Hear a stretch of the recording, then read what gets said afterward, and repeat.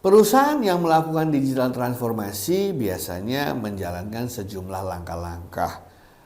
Tentu saja langkah-langkah itu sangat berkaitan dengan apa tujuan digital transformation yang mereka lakukan.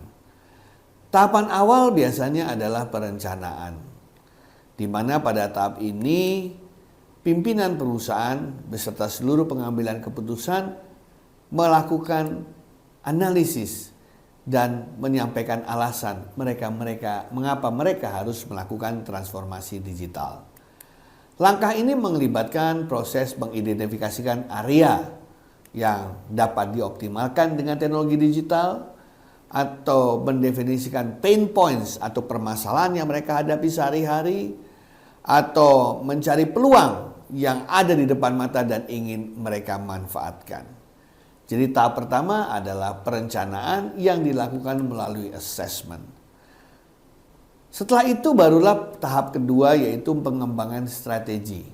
Di mana setelah melakukan assessment kebutuhan dan memahami bagaimana teknologi digital dapat memberikan nilai tambah jika perusahaan bertransformasi, maka mulai dikembangkanlah strategi yang tepat.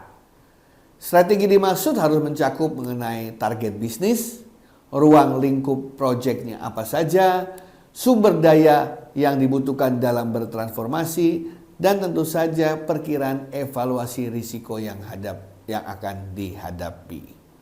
Barulah masuk ke tahap ketiga. Berdasarkan strategi tersebut, lakukanlah pemilihan dan pemilahan terhadap teknologi yang sesuai. Begitu banyak teknologi yang tersedia di pasaran.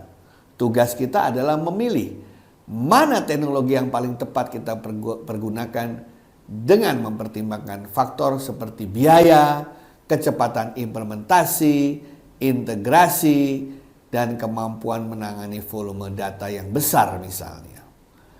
Baru setelah itu lakukanlah implementasi. Ya, dalam implementasi ini teknologi yang telah dipilih mulai dipasang, diinstalasi, diterapkan, diintegrasikan dalam konteks proses bisnis yang ada dalam sebuah perusahaan. Hasil implementasi ini akan mengarah pada tahap berikutnya, yaitu pengukuran dan evaluasi. Apakah teknologi yang telah dipilih, diimplementasikan tersebut benar-benar memberikan nilai tambah sesuai yang diinginkan. Diperlukan indikator untuk mengukur semua itu. Dan evaluasi ini dilakukan secara berkala, teratur agar bisa diperoleh berbagai data sebagai umpan balik.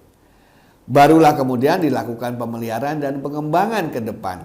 Karena pada dasarnya digital transformation bukanlah sebuah proyek, tapi merupakan sebuah perjalanan tiada henti bagi sebuah perusahaan modern dalam menghadapi dinamika zaman. Sekian dan terima kasih.